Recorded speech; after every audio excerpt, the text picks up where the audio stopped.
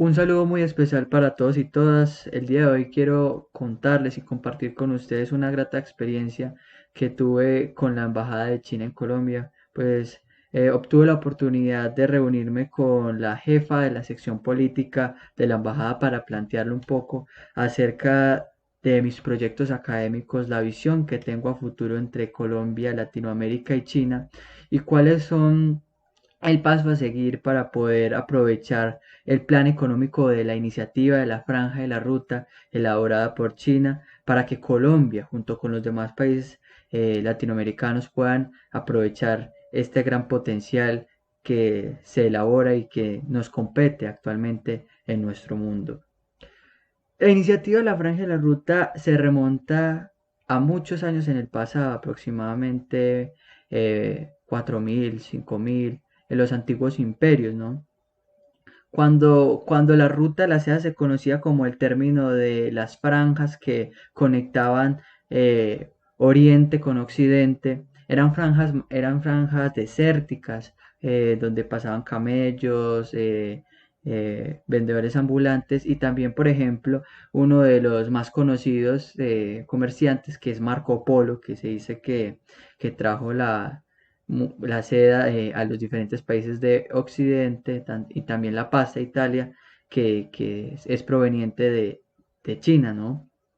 Pero eso terminó de, de generarse. Esta antigua ruta de la seda pues concluyó hace muchísimos años y pues la idea se perdió, se nubló. Las nuevas civilizaciones en la contemporaneidad y la modernidad, con los tiempos de guerra, etcétera, ya no se conocía esta iniciativa. Y algo muy interesante es que también se acabó porque el núcleo de poder histórico a nivel económico pasó directamente a Occidente con el descubrimiento de América en 1492, las nuevas civilizaciones y las grandes potencias del siglo XIX y XX, que ya estamos hablando de Francia, Reino Unido, Estados Unidos y otras, pues se erigieron como los líderes a nivel internacional y fueron esos países quienes concentraron en la mayor cantidad de dinero y núcleos de poder adquisitivo. Pero ¿qué pasó?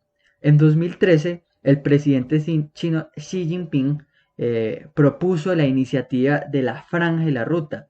Eso fue el 6 de septiembre de 2013 específicamente en la capital remodelada de Pakistán, donde inicialmente se tenía previsto un discurso por parte de este presidente chino llamando a la hermandad y a la comunidad internacional, pero que finalmente sorprendió a los analistas y escépticos internacionales al tratarse de la propuesta de la iniciativa de la Franja y la Ruta. Qué interesante analizar este contexto y saber que China actualmente es la mayor potencia económica y comercial del mundo, o muchas personas podrían decir que es la segunda comparado con Estados Unidos, pero muy seguramente en 2 o 3 años será sin duda alguna la número uno y la reina absoluta del poder en este mundo. Pero antes de saber qué es lo que viene para el futuro, también es bueno volver al pasado y saber qué fue lo que tuvo que pasar China para poder llegar a este momento, a esta situación, a este proceso de crecimiento. Y es que hay 4 etapas principales. La primera etapa, mucho antes de 1920, en el famoso siglo de la miseria, de la decepción, del fracaso chino, en donde las grandes potencias occidentales con las políticas imperialistas del siglo XIX y del siglo XX se encargaban de extraer los recursos naturales de los países quienes acobijaban bajo su tutela. Por eso uno de esos fue Asia, específicamente China, en donde se presenta la famosa guerra del opio, el envenenamiento y la drogadicción por parte de la comunidad occidental hacia los chinos y otras comunidades asiáticas. Esa es la primera etapa, la decepción más pura y el fracaso contundente. La segunda etapa es la etapa que empieza en la década de 1950 del siglo pasado, mucho después de la proclamación del el Partido Comunista Chino en el 21 o 23, cuando toma el poder de la República el presidente Mao Zedong. y se proclama la República Popular China. Este proceso nosotros los analistas de la iniciativa de la Franja de la Ruta y los que nos gusta la historia sobre China, pues lo conocemos como el resurgimiento, la emancipación de ese fracaso. Posteriormente llegó con Deng Xiaoping la reconstrucción, ¿sí? La reconstrucción y el crecimiento de un Estado que inicialmente presentaba como muerto, como sin futuro, ¿no? Y ahí fue donde se presenta la famosa apertura económica de 1980, que China se abre el mundo, abre su economía a los demás países, a un mundo globalizado dominado por el capitalismo para generar crecimiento económico y relaciones culturales. Y el tercer y último punto viene con el presidente Xi Jinping desde el 2013, cuando se presenta la iniciativa de la Franja de la Ruta y cuando se establecen los objetivos de 2030 que China tiene establecidos para ser la mayor potencia mundial a nivel internacional. Entonces es muy interesante conocer cómo un país pudo pasar desde el ciclo de la miseria y la decepción hasta el mayor poderío internacional. Son réplicas que no solamente se presentan en la historia, sino que también en las cualidades humanas nosotros debemos también de entender y poder aplicar esto en nuestras vidas. En momentos de tribulación y dificultades, siempre aplicar esta resiliencia para salir de las dificultades y ser mejores. Esos son los proverbios y los principios que China nos ofrece gracias a las extracciones, por ejemplo, de pensamientos como Confucio, como Tao Xingyu, uno de los grandes educadores de la antigüedad china, o como el mismo Mao Zedong o Xi Jinping, ¿no? Actualmente, ya enfocándose a la nueva iniciativa de la Franja y la Ruta. ¿Qué nos supone esta iniciativa? Una posibilidad internacional muy grande de que los países puedan intercambiar materia prima, manufactura y parte de comercio con la República Popular China, pero no solamente en el sector monetario, ¿no? También se tiene presupuestado que China y los países socios de la iniciativa de la Franja y la Ruta también tengan un enlace, un intercambio cultural, un intercambio de hermandad, de ayuda, de generación de oportunidades laborales para todos y para todas, para poder que nuestros países emergentes de Latinoamérica puedan salir de la pobreza y puedan generarse y puedan erigirse como grandes civilizaciones y como potencias de la mano de la República Popular China. Para entender un poco más sobre esa iniciativa tenemos que saber cuáles son los indicadores, los datos que tenemos en cuenta desde el 2013 cuando se presentó la iniciativa hasta el 2021. Se tenía presupuestado desde un inicio 2 billones de dólares para los proyectos de infraestructura del cinturón, no de la ruta. El cinturón son las líneas terrestres que conectan a China con el mundo y las rutas son pues las franjas marítimas para el Océano Pacífico y para los países del Atlántico. En este sector, pues uno de los recientes datos del Banco Mundial y la Comisión Económica de Comercio y Economía de Asia y el Pacífico nos muestran que la iniciativa de la Franja y la Ruta generó una reducción del costo de comercialización en los países integrantes del proyecto 3.5 de 3.5% y a nivel mundial un 2.5%.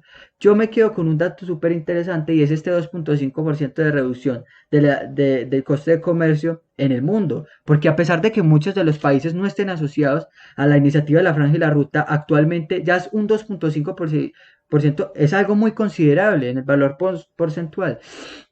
¿Qué nos muestra eso? Que este proyecto de China, esta iniciativa tiene incidencia a gran escala y sorprendente porque un solo país con un solo proyecto a nivel mundial ya está disminuyendo un 2.5% de los costos de comercio. Ahora bien, en volumen comercial, hablando otra vez desde el marco de referencia que tenemos tratado, en los países integrantes pasó el volumen de comercio de un 2.8 a un 9.7, un aumento considerable, y a nivel mundial igualmente de un 1.7 a un 6.3%. Es muy interesante entonces saber otra de las cosas que nos puede llevar a pensar cuáles son los objetivos de esta iniciativa de la Franja y la Ruta, y es industrializar e innovar. Actualmente, en este 2021, en nuestro presente, China ya estableció 82 parques industriales alrededor de los países socios de los 6 corredores viales que existen de la ruta de la seda. Y estos 82 parques industriales son todos exitosos, generando inversión y ganancia. Y sobre todo algo que es muy importante y que es relevante e idóneo que ustedes recuerden, que es los campos de experimentación. En estas industrias, en estas inversiones genera campos de experimentación. ¿Qué es esto? Son lugares en donde los propios ciudadanos con su talento humano pueden generar ideas en tecnología, innovación y desarrollo gracias a la inversión china en estos territorios. Por lo cual China no solamente quiere un negocio, China quiere el desarrollo de los países socios económicamente hablando, pero también en la parte humana, en el talento humano y en el desarrollo propio e intrínseco de cada nación. Eh, es importante también destacar las ganancias, lo que se obtuvo a partir de la iniciativa de la Franja de la Ruta. Se tiene presupuestado que para 2030 se genere 1.6 billones de dólares anuales entre los países. 90% distribuido entre los países socios de la iniciativa de la Franja de la Ruta, y sorprendentemente esto equivale a un 1.3% del Producto Interno Bruto Mundial. Conclusiones a largo plazo. Tantas ganancias desde 2015 a 2030 nos van a ayudar a obtener 32 millones de personas que salgan de la pobreza moderada y 7.6% de personas que salgan de la pobreza extrema. ¿Generando qué? Un resultado eficiente, productividad en el trabajo, habilidades técnicas y habilidades de gestión. También, obviamente, oportunidades laborales para mujeres, saneamiento público, aguas limpias y entre otros muchos objetivos y cosas que se pueden obtener a partir de esta situación. En cuestión de la pandemia, ¿qué ha hecho la iniciativa de la Franja de la Ruta? Solidaridad frente a la pandemia para generar recuperación o reactivación económica de sus países aliados y del mundo en general. ¿Qué ha generado el contexto de la pandemia? Más canales fluidos de transporte, eficiencia, trabajo disciplinado, persistente, para ayudar a los demás países, compartir la prevención y tratamiento del COVID. A más de 120 países alrededor de la iniciativa de la Franja de la Ruta se compartió vacunas, se compartieron talento humano, médicos y conocimiento respecto a cómo tratar esta contingencia del COVID-19, y también entre los socios intentaron formar una alianza de vacunación para que todo el mundo conociera las cualidades y los conocimientos que tienen todos estos países asociados a favor de poder que el mundo salga de esta dificultad que se presenta del COVID-19. ¿Qué se genera con esto? Estabilizar la cadena de suministros globales, que es algo que se generó y que presentó muchos problemas, por ejemplo, en el 2020 con los problemas de stock en tecnología, los semiconductores, la producción agrícola, las importaciones. Lo que quiere China y sus aliados, lo que quiso China y sus aliados por el proyecto de la Ruta de la Seda en temas de COVID y pandemia es estabilizar la cadena de suministros globales, reanudar el trabajo y la producción y reanudar el desarrollo económico y comercial del mundo. Acá hay algo muy interesante y vamos a entrar en materia de especulación y análisis, y es el tema de la trampa de la deuda.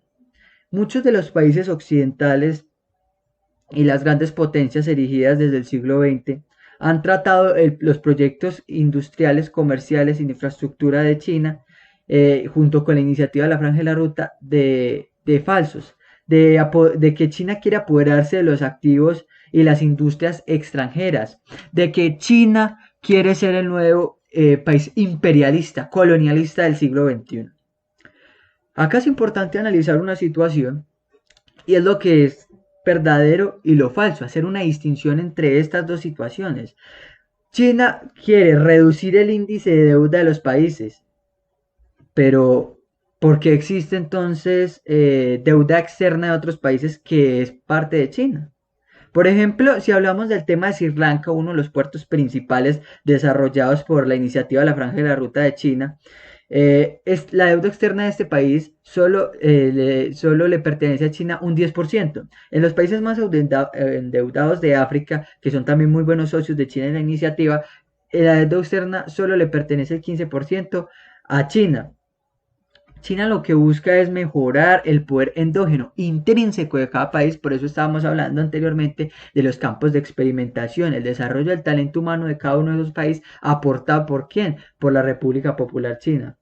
Quiere que también ayudar a China a apoyar a deshacerse de la deuda externa, un alivio de deuda para todas estas naciones, una mancomunidad que pueda salir adelante, pero al final y al cabo, evidentemente siempre existirá un valor de deuda que cada uno de los países socios tenga que pagarle a la República Popular China. Pero esto no ocurre porque China sea incesante o quiera apoderarse de estos recursos o de esta industria de esos países, de estas naciones, sino porque por los ingresos fiscales insuficientes, por el crecimiento del gasto público y sobre todo por algo que viene arraigado desde la creación de los estados modernos y es la falta de estabilidad y de buena gestión de las instituciones públicas, la corrupción, el clientelismo y los malos hábitos en la política y las organizaciones del mundo. Esto también ha hablado un video en torno a esta problemática, también lo pueden encontrar en las redes sociales para más información.